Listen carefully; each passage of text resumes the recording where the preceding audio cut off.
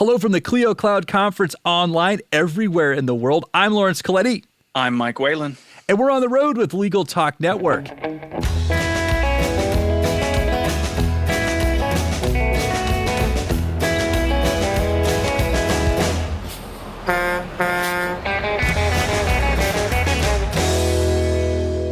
And we're back. Thank you so much for joining us on the road, so to speak. It's a pleasure to be here virtually. And today we've got a great guest, got a fellow podcaster, Mike Whelan. He's an author and podcaster. He's the host of the Lawyer Forward podcast. And he was presenting at the Clio Cloud conference at a session titled Lawyer Forward, Filtering Ideas to Design Your Firm's New Normal. So new normal is a term we've heard a lot in the last few months since the COVID-19 shutdowns began. But welcome to the show, Mike. Yeah, thanks for having me. Glad to go over it again. It was a strange experience trying to keep my kids out of the room while presenting. I feel like part of the reason we go to conferences is so we don't have to push kids out of it because they're somewhere else. But this is a weird experience. Well, I thought you did a great presentation, and I really like the design part of thinking through kind of a tough process. And so, obviously, pivoting and making adjustments has been name of the game for COVID-19 to keep your firm successful and making revenue during a pretty difficult time financially for a lot of people. And so, I want to get to that. So let's just do this. Why don't you tell us a little bit about yourself? I know you're not in active practice, but you write and you do a podcast where you address a lot of these issues. So, where do you work? What do you do? Tell us about the work. So what I do mostly, it's either Lawyer Forward, the community that I run, or it's Lawyer Forward Media, which is a company that I run to help legal technology companies connect with the kinds, solo and small firm lawyers, and also to help lawyers if they want to demonstrate expertise through writing. I walk them through that and do some developmental editing and writing for them as well. So so just doing a lot of writing now. We live in Kansas City now, but the story of the book Lawyer Forward and what I talked about today in my session it started when I practiced in Texas. I started out in Austin, Texas, and then practiced in a rural area in Texas. And it taught me a lot about what not to do. And I broke a lot of things while trying to do things. And so this piece that I ended up working on for Clio was applying some of the lessons that I learned to this wacky situation. Well, let's talk about your presentation. So it was titled, again, one more time, Lawyer Forward, Filtering Ideas to Design Your Firm's New Normal. So if you can, just give us the general description. We'll get into the details, but just in general, general terms, what was it about? Yeah, very broadly, the thing that motivated me here was that solo and small firm lawyers don't have a lot of margin. They don't have money margin. They don't have people margin. They don't have time margin. They just don't have a lot of bandwidth to deal with a lot of things. And I feel like in these innovation conferences and conversations that we have, we tell these lawyers to experiment a lot, which is great. But if you're wrong, your firm collapses, right? Like we just don't have a lot of breathing room to get things wrong. And so what this piece largely is using some tools from design and from business model innovation to help lawyers to filter on paper, to model on paper and say, does this thing work? This crazy idea I have, does it work before I go risk my law firm and my license to see if it works? So it's sort of ordered experimentation. Well, let's break into it a little bit. So it incorporates brainstorming, it incorporates some filtering, which I guess is some kind of decision-making process within the decision-making process. But tell us how these models operate there. How do you go from concept to drafting it out? And I realize this is a visual. There's a lot of visuals in there, and we're on audio. But if you could just walk us through, that'd be great. Yeah, I would say broadly, there's two key tools. One is the double diamond methodology from design for brainstorming, and we could talk about that.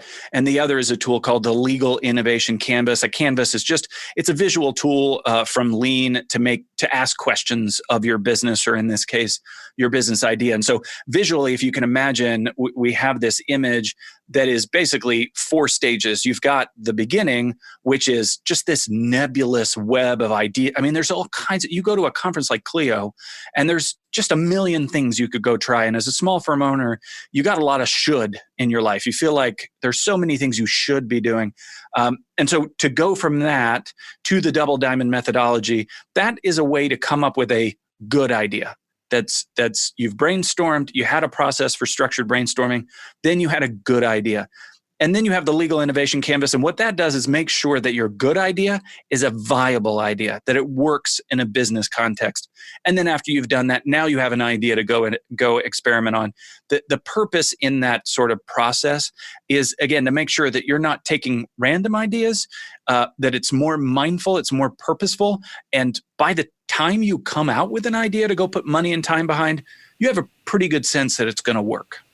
Or let's apply an example. So, obviously you've tested this out and you've had to make a decision or come up with some concept or idea for practice. And so let's start with the double diamond model, and let's come up, if you can remember, maybe just a real live example. I think that'll probably drive the point home because we're on a podcast, don't have the illustrations in front of us. Of course. And the way the double diamond works in design is it's basically the difference between divergent or broad or analytic thinking versus convergent or narrow or synthetic thinking. You're putting things together. So imagine two diamonds. The first diamond is you're trying to identify a problem. And so first you brainstorm really broadly. You're not touching the solution yet, which is so hard for lawyers, but you're not touching the solution. You're just thinking broadly about a problem. And then after you've prioritized through different ways we talk about in the book, you come down to a specific problem that you want to deal with. Now you go back to thinking big. You brainstorm again all over the place about solutions that address that problem. And then again, you narrow back down. The idea is that while we lawyers are so inclined to jump to a solution instead of identifying the right problem, this is a process to come up with a problem solution pair that we can test well, that we know works. So that's the double diamond. I give the example in the piece of a couple of friends, John Tobin and Justy Nickel, John in California, Justy in Colorado.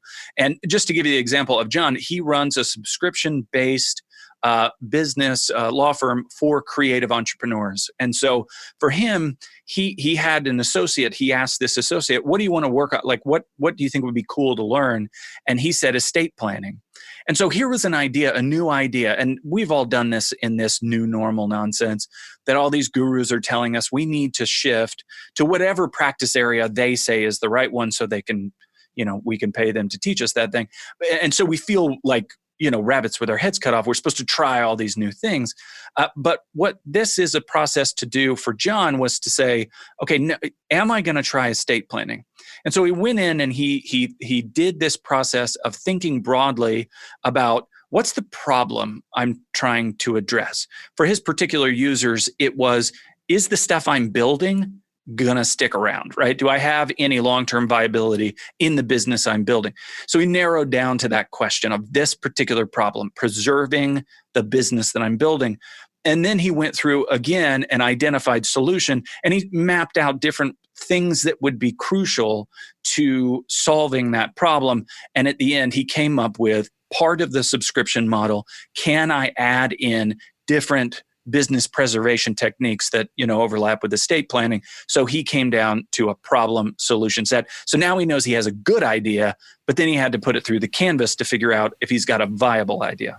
Or let's get to that. So the viable idea part, running it through the canvas, explain how that process works. So there's some why, there's some who, there's a bunch of hows. So just walk us through that.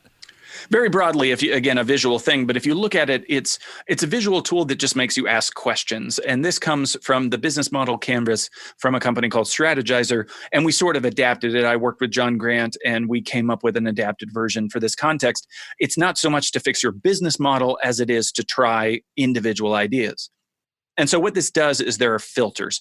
To simplify it, I called them why, who, what, how, and the money. And these are sort of the factors that you need to figure out. Does this thing work? So we'll take the case of John. He went in and said, all right, does this fit my mission? What I want to do is help these entrepreneurs, these creative entrepreneurs be able to create without worry. Sure, this fits that. And then I got to go do the who part. Who am I serving? I know quite a bit about my people. And we dig into this process more. You're doing a customer profile. You're identifying their emotional journey. You're figuring out how they connect with you. So these are the questions that you're asking. And then on the other side, he's figuring out how. What's my supply side, right? What resources do we have? What will we need? How do we outsource? And then the bridge between those two is the what section. It's the value proposition. It is, I match the jobs to be done, the gains and pains that are desired by the customer with the jobs that I can do and the pains that we avoid and the gains that we're trying to get you. If those things match, you have a fit. So that's where John got. And then finally he had to answer the money question. In the end, after he put that through that process, spoiler alert in the piece, John found out that doing that kind of estate planning for his customers, for his clients, just didn't work because he would have had too many resources out of house that he'd have needed to gather together in order, and he couldn't make the money side of it work. There wasn't a high enough recognized need. We do this matrix between known need and the size of the market. There was a good sized market, but there wasn't a high enough recognized need. And so he's like, okay, this doesn't work. And so he had to kick it. And Justy, I won't give you the whole story, but Justy tries her own thing. It has to do with adding family law services to a criminal case or to a criminal law firm. And you're just going to have to go read the piece to see what happens with Justy. Okay, well, let's say that it did answer the money question. So he was able to bridge that gap. And so what's the next step after that? You have to test this before you apply it to prime time, right? So walk us through some of the testing. How do you vet it to make sure it's a good idea and not going to blow your practice up? Yeah, in general, I mean, I will say that this piece doesn't dig too deeply into what testing looks like. Jack's book, The Client-Centered Law Firm, talks quite a bit about that and points to resources. My book, Lawyer Forward, also points to several resources that can be used for experimentation. But broadly speaking, what I would say is when you're doing an experiment, you have to find baby steps. You have to find baby steps with quick feedback loops. And a lot of times, it's crazy stuff. I'll give the example of just Google AdWords or whatever they call it now. If you want to see, is there demand for this thing? You don't go build the thing. That's the screw up that I did in my practice. I went and built out this whole thing.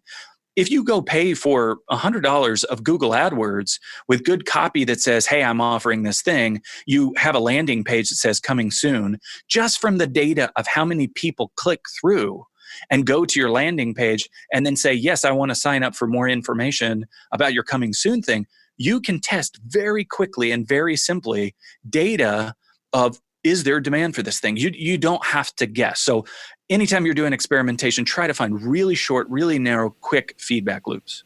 All right, last question for you there, Mike. If one of our listeners, they're listening to what you're saying here, they want a little bit more of a walkthrough, how can they reach out? How can they find you? Sure. So for this particular piece that I did with Clio, just go to clio.com/new normal. You can download the PDF there. If you want to reach out to me, I'm at lawyerforward.com. There's information about the book there. It's basically turning self-acceptance into a business model through collaboration. It's sort of nerdy about you letting your freak flag fly and then running a business around it. So I hope you guys will go there. And then also just on Twitter and really all the socials, but I'm really on Twitter because it's cheaper than therapy. I'm at Mike Whelan Jr. It's Mike, Whelan Jr. So go connect with me there. Well, we've reached the end of the road for this episode, but I want to thank Mike for joining us. Thank you so much, Mike. Absolutely. Thank you. And thank you, listeners, for tuning in. If you like what you heard, please rate and leave us a review in your favorite podcasting app. That always helps the show. We'll see you next time for another episode of On the Road with Legal Talk Network. If you'd like more information about what you've heard today, please visit LegalTalkNetwork.com. Subscribe via iTunes and RSS. Find us on Twitter and Facebook, or download our free Legal Talk Network app in Google Play and iTunes. The views expressed by the participants of this program are their own and do not represent the views of, nor are they endorsed by, Legal Talk Network, its officers, directors, employees, agents, representatives, shareholders, and subsidiaries. None of the content should be considered legal advice. As always, consult a lawyer.